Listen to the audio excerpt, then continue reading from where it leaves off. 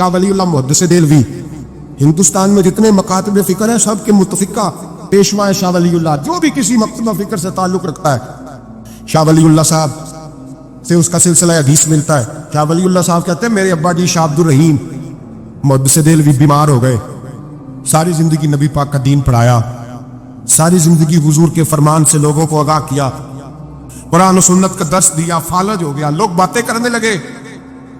کہتے میرے والد صاحب کہتے ہیں میں رونے لگا کہ یا رسول اللہ میں کسی اور کا تو نہیں، میں تو آپ کا ہوں، نظر کرم ہونی چاہیے۔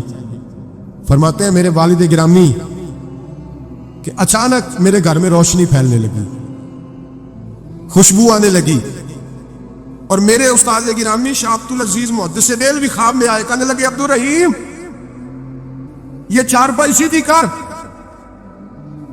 جس طرف تیری چارپائی کے پیر ہے یہ دروازہ اس طرف کھلتا ہے، جلدی سے سائڈ بدل۔ کہتے ہیں میں نے فٹافٹ شاگردوں سے کہا سائڈ بدل دی۔ میں نے کہا استاد جی کیا ہونے لگا ہے؟ کہنے لگے تیرے گھر میں رسول اللہ تشریف لا رہے ہیں، نبی پاک کی جلوہ فرمائی کا وقت ہے۔ نفاس العارفین میں شاہ ولی اللہ میں نے اس آدمی کی بات چھیڑی ہے جو سب کے متفقہ ہے۔ کہتے ہیں اندر آئے، نور آیا، روشنی آئی، خوشبو آئی۔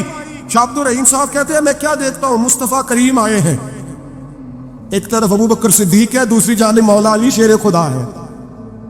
فرماتے ہیں حضور تشریف لائے، اپنا کوئی ملے تو دکھ سارے یاد آ جاتے ہیں۔ کہتے ہیں وہ بیماری کا دکھ، ایک تنہائی، ایک غربت، ایک بیماری، ایک بڑھاپا، ایک لوگوں کے تانے، حضور کو دیکھا نا تو میرے آنسو دریا کی طرح بہے۔ کہتے ہیں رسول پاک میرے قریب آئے، میں فالج زدہ تھا، اٹھ نہیں سکتا تھا، چارپائی پہ بیٹھے بیٹھے میں نے حضور کے سینے پہ سر رکھ دیا اور رونے لگا، میرے آنسو حضور کے کرتے پہ گرنے لگے۔ کہتے ہیں نبی پاک کی داڑھی مبارک میرے چہرے سے لگنے لگی۔ اتنی تسلی دی محبوب نے، اتنی تسلی دی کہ فرماتے اگلے پچھلے سارے غم ہی میں بھول گیا، مجھے لگا کہ دنیا کا خوش قسمت خوش نصیب شخص میں ہوں اور مجھے فرشتے جن اور انسان سلامی دینے آ رہے ہیں۔ شاہ عبد الرحیم صاحب کہتے ہیں جہاں جہاں درد تھی نبی پاک نے دستے شفا پھیرنا شروع کیا۔ کہتے ہیں ہاتھ حضور کا لگتا گیا، شفائے اللہ عطا فرماتا گیا۔ فرماتے شفائیں دوڑ گئی، خوشبوئیں پھیل گئی، طاقتیں آ گئی۔ فرماتے حضور نے تھبکی دی، کہا بس کر دے میں آج ہو گیا ہوں۔ میرے رسول کریم سید عالم صلی اللہ علیہ وسلم اپنے غلاموں پہ کرم فرماتے، میں آج ہو گیا ہوں، تسلی دی مصطفیٰ کریم، تسلی۔ خواب میری وچ آیا ماہی، میں وہ گل وچ پا لئیاں باواں، پھر ڈر دی ماری اکھ بھی نہ کھولا کتے پھر وچھڑ نہ جاواں، چر ہویا مینوں ترلے لیندیاں، کدی موڑ میرے ول واگاں، خواب میری وچ ایک وار دیا میں ساری عمر نہ جاگا۔ کہا نبی پاک بس کرنا آج ہو گیا ہوں۔ کہتے میرا دل کیا کہ حضور جا رہے ہیں تو کوئی تحفہ ہی عطا کر دے، اور پھر دل کیا کہ کبھی حضور اپنی داڑھی کے 2 بال مبارک منہ مبارک دیتے تو میرے نصیب چمک جائے۔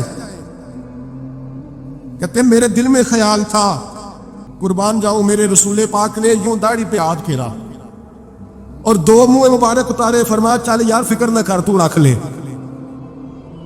کہتے حضور نے مجھے دیے، اللہ کے حبیب جانے لگے، دروازے تک پہنچے تو میں نے اپنی چارپائی کو ٹٹولا تو بال ہی نہیں۔ میرے دل میں خیال آیا منہ مبارک کہاں گئے؟ کہتے نبی پاک نے لوگ پھیرا اور حضور نے فرمایا تکیہ اٹھا کے دیکھ، میں نے تیرے تکیے کے نیچے رکھ دیے، تکیہ اٹھا کے دیکھ۔ فرماتے حضور چلے گئے، سویرے چنگا بھلا اٹھ کے چلنے لگا تو لوگ کہنے لگے یہ کرشمہ کیسے ہوا؟ میں نے کہا اس نے شفا دی ہے جو شفا دینے والے کا محبوب ہے، جو شفا دینے والے کا حضور علیہ السلام کا دست مبارک پھرا ہے، شفا ہو گئی۔ اور میں نے کہا دلیل یہ ہے کہ مصطفیٰ یہ اپنے 2 بال مبارک بھی دے گئے۔ اعتراض کرنے والے فوراً کان کھڑے ہو گئے، عقل کو تنقید سے فرصت نہیں، عشق پر ایمان کی بنیاد رکھ۔ کہنے لگے یہ واقعی حضور کے 3 آ گئے، کہنے لگے واقعی۔ میں نے کہا جاؤ دھوپ میں لے کے جاؤ۔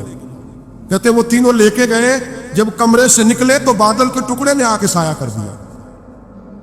بادل کا ٹکڑا سایہ کرتا ہے. ایک مان گیا, دو کہنے لگے جی اچانک ہو گیا.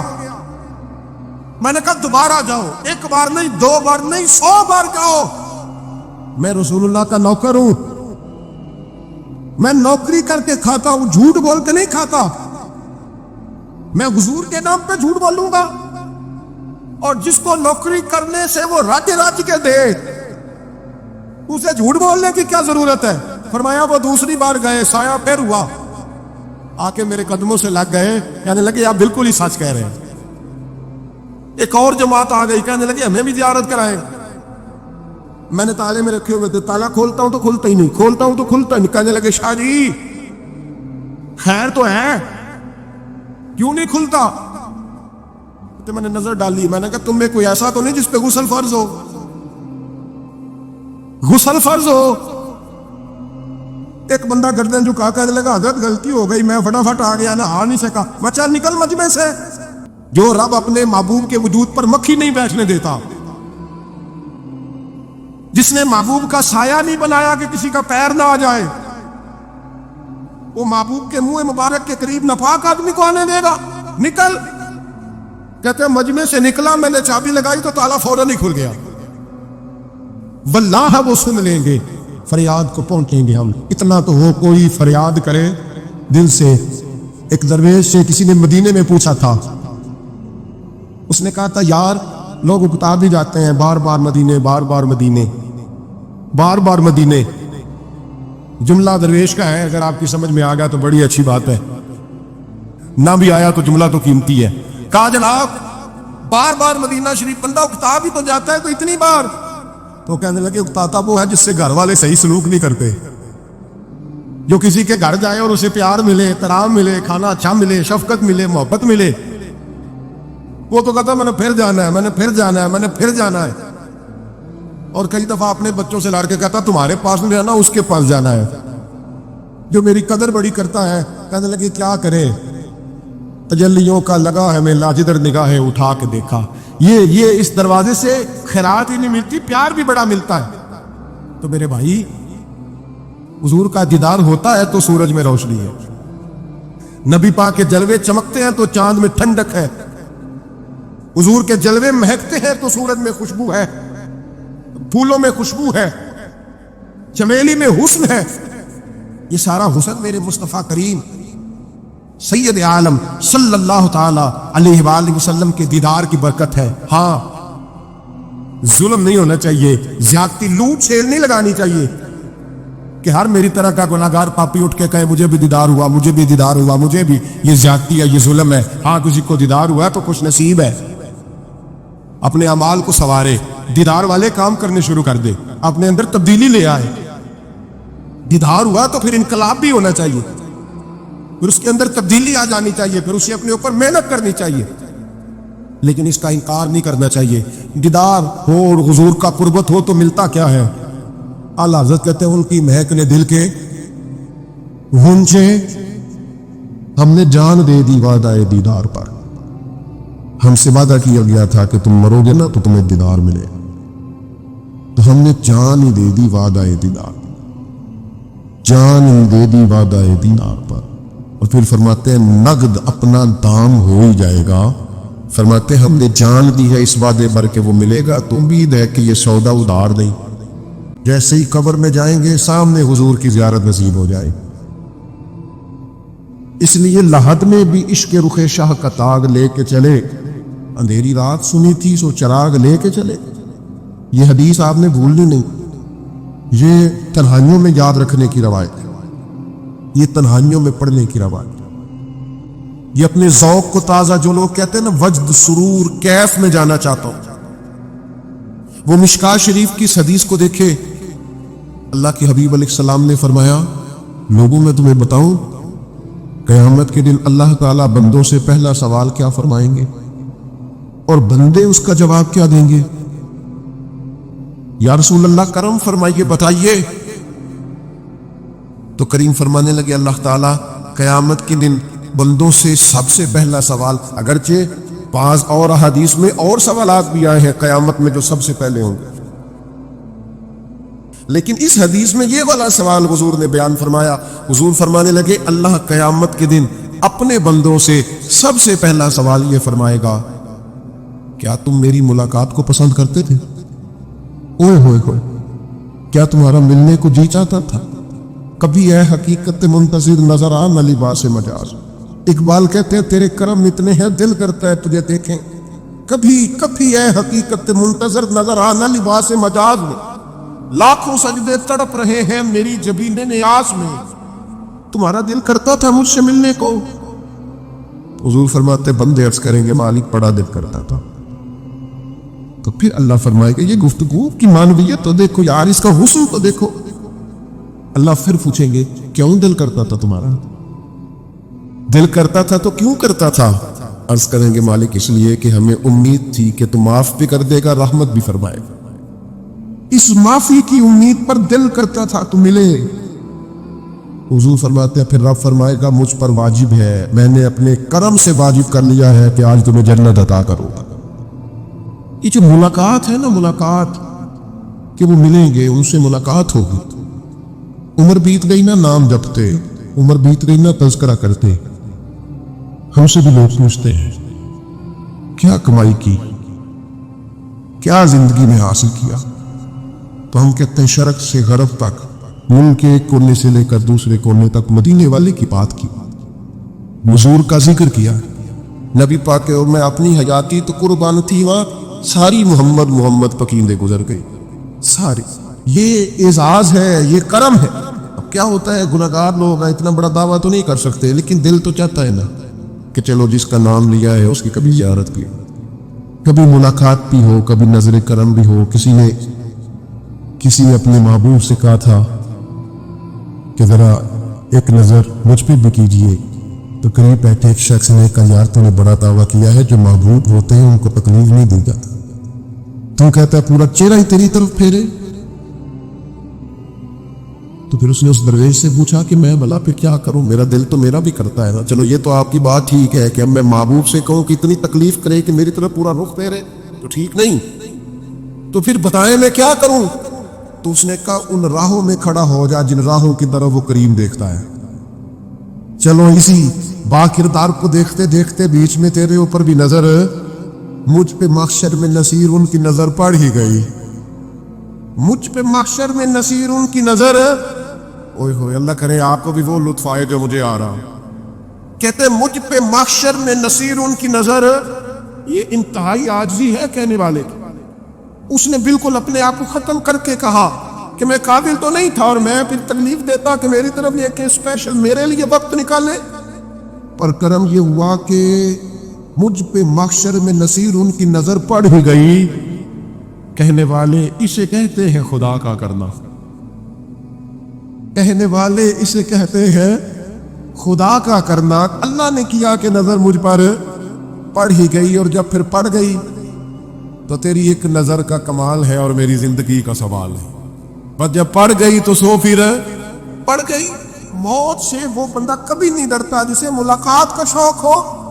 ملنا چاہے داتا علی اجمیری سے اور موت سے ڈرے، ملنا چاہے حضرت غوث پاک جیلانی سے اور پھر موت سے ڈرے. زندگی گزری ہو علی علی کرتے پھر موت سے ڈرے. عمر بھر سیدنا عثمان غنی کی سخاوت کی بات کی ہو اور پھر جنت میں جا کے ان سے ملنے کا شوق پیدا نہ کرے.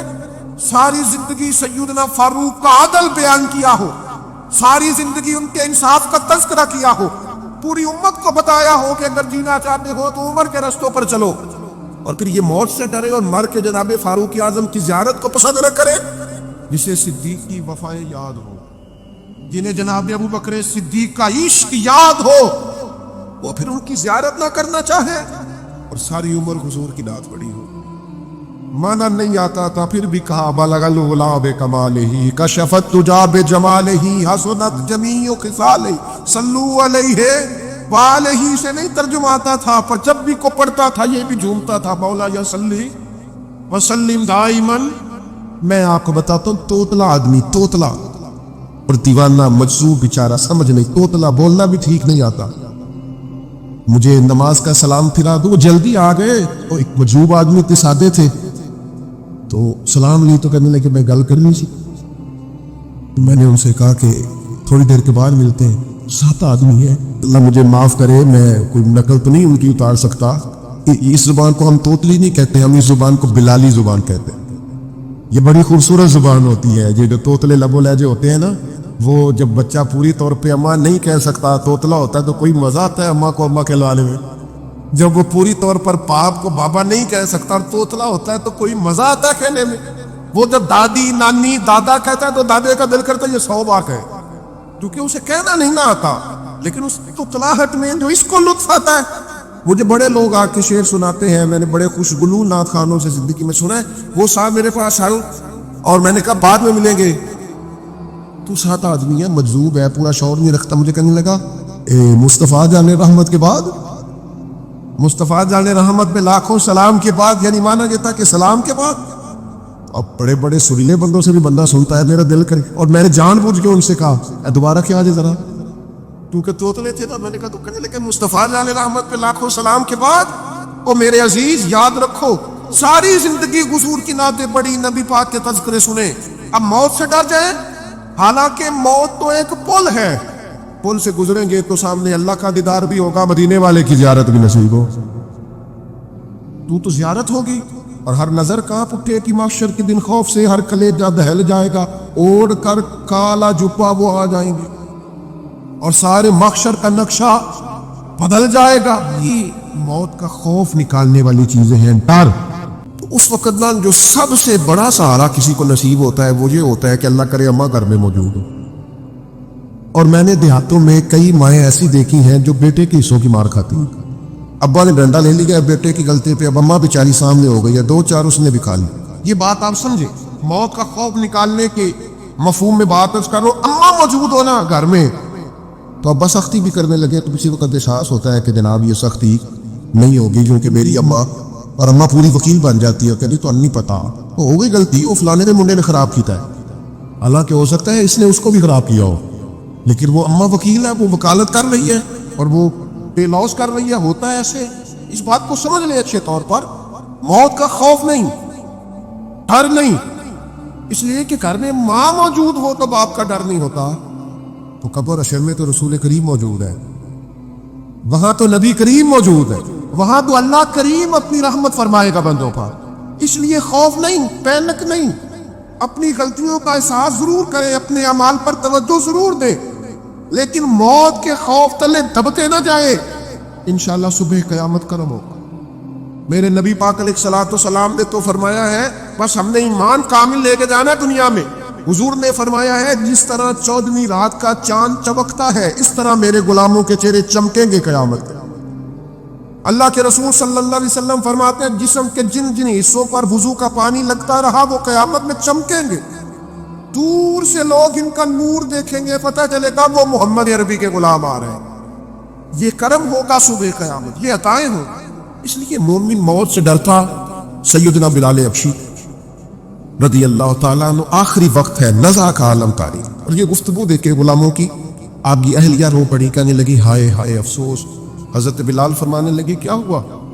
کہنے لگی افسوس ہے کہ آپ دنیا سے جا رہے ہیں. تو حضرت بلال نے مضمون ہی بدل دیا, سوچ کا زاویہ ہی بدل دیا. فرمانے لگے یہ افسوس کا مقام نہیں, یہ تو خوشی کا مقام ہے.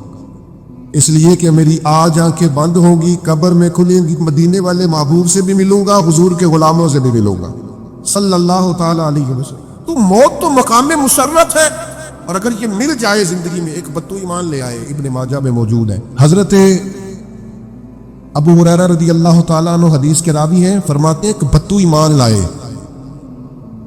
اور انہوں نے حضور علیہ السلام کے ساتھ ہجرت بھی کی, ابن ماجہ میں موجود ہے. تو نبی پاک علیہ السلام نے انہیں ایک صحابی کے ساتھ کر دیا, اب ان کے کام کاج میں مصروف ہو گئے ان کے ساتھ. تو حضور علیہ السلام نے ایک جگہ سے مال غنیمت آیا, تو طریقہ مبارکہ یہ تھا کہ مال غنیمت میں سب کو حصہ دیا جاتا تھا.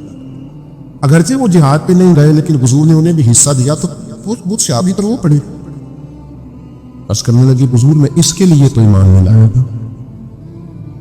حضور نے فرمایا پھر بتائیے, اگرچہ حضور جانتے کس لیے لائے تھے.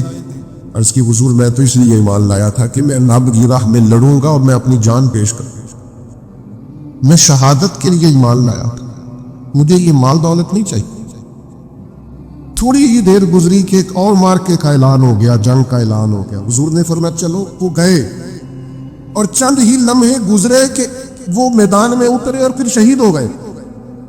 صحابہ کرام ان کی مقدس لاش مبارک کو اٹھا کے محبوب کے قدموں میں لائے تو نبی کریم نے کیا خوبصورت بات ارشاد فرمائی. حضور فرمانے لگے دیکھو اس نے اللہ کی تصدیق کی ہے تو رب نے بھی اس کی تصدیق فرما دی. اور پھر یہ دو جملے محبوب کہتے کہتے اٹھے اور پھر حضور نے اپنا جبہ مبارک اٹھا اور اتار کے فرمایا اس بندے کو نہ اس جبے میں کفن دے دو، اس میں اسے کفن دو، اس لیے کہ تو شہادت کے لیے ایمان لائے، موت کی آنکھوں میں آنکھیں ڈال کے جیا، اپنی زندگی کمزور نہ گزار. مسلمانوں پہ کافر کا روب طاری ہو گیا ہے. ایک تو ہوتا ہے نا کہ کوئی مدد کرنا، کوئی آگے بڑھنا، فلسطین کا نام تک نہیں لے رہے حکمران زبان سے، ذکر تک نہیں کر رہے، چینل ذکر نہیں کر رہے. اتنا روب، اتنا کفر کا خوف، صرف اس لیے کہ ہمیں موت کا ڈر ہے، مر جائیں گے تو بستر پہ نہیں مریں گے، بیماریوں سے نہیں مر جاتے لوگ. خدا کے بندو اپنی زندگی میں اتنا خوف اگر موت کا پیدا کر لو گے. حضرت سعید ابن جبیر رضی اللہ تعالیٰ عنہ بہت بڑے فقیہ تھے. حجاج بن یوسف نے بلایا اور کہنے لگا میں تمہیں موت دینے لگا ہوں، مار دوں گا تمہیں. بڑا ظالم آدمی تھا، بڑے لوگ اس نے قتل کیے تھے. حضرت سعید رضی اللہ تعالیٰ عنہ مسکرا پڑے اور غصے میں آیا، کہنے لگا کیوں ہنستے ہو؟ فرمانے لگے تو بڑا بیوقوف ہے، تجھے کس نے کہا زندگی اور موت تیرے ہاتھ میں؟ یہ تو تب آئے گی جب میرا رب چاہے گا.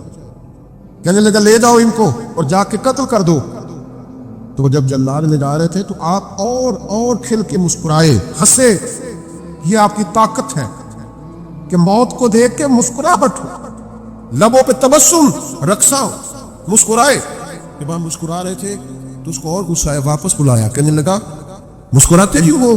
فرمانے لگے تیری جرت پہ مسکرا رہا ہوں اور اس بات پہ مسکرا رہا ہوں کہ رب کتنا بے نیاز ہے، تیرے جیسے لوگوں کو بھی مہلت دے رکھی ہے، کتنا بے نیاز ہے، تیرے جیسے لوگوں کو مہلت. اور کچھ سے کہنے لگا میرے سامنے قتل کرو. حضرت سعید ابن جبیر رضی اللہ تعالیٰ عنہ نے منہ کعبے کی طرف کر کے پڑھنا شروع کیا، انی وجہت وجہی للذی فطر السماوات والارض حنیفا وما انا من المشرکین. آپ یہ پڑھ رہے تھے تو کہنے لگا اس کا منہ کعبے سے پھیر دو. کعبے سے منہ پھیرا تو آپ فرمانے لگے تو بڑا ہی بے وقوف ہے، میرا رب کو صرف کعبے کی طرف مقید ہے، وللہ المشرق والمغرب فَإِنَّمَا تُوَلُّوا فَثَمَّ وَجْهُ اللَّهِ. چہرہ پھیر دیا جب اس نے تو آپ فرمانے لگے مشرق بھی اللہ کا، مغرب بھی اللہ کا، اور اللہ فرماتا ہے جدھر بھی منہ کرو ادھر ہی اللہ کی رحمت ہے. یہ پڑھا تو اب اس نے لٹایا، اور جب وہ آپ کو قتل کر رہا تھا تو حضرت سعید ابن جبیر کی ایک زوردار آواز گونجی. فرمایا یاد رکھنا مجھے اسی طرح قتل کرنا جس طرح تم خود قیامت میں قتل ہونا پسند کرتے ہو. میرا آخرت پر یقین کامل ہے، محشر میں عدالت لگے گی، میں تمہیں قتل کروں گا میں. حضرت سعید ابن جبیر کی وہ جرت تھی کہ دربار سارا لرز گیا حجاج کا. حضرت سعید ابن جبیر رضی اللہ تعالیٰ عنہ کہنے لگے اللہ اسے میرے بعد کسی پر مسلط نہ کر، میرا قتل آخری وہ میرے بعد نہ ہو. ڈر گئے لوگ، سہم گئے. اور وہ جو جلاد آپ کو قتل کر رہا تھا اس کے بھی ہاتھ کانپ رہے تھے.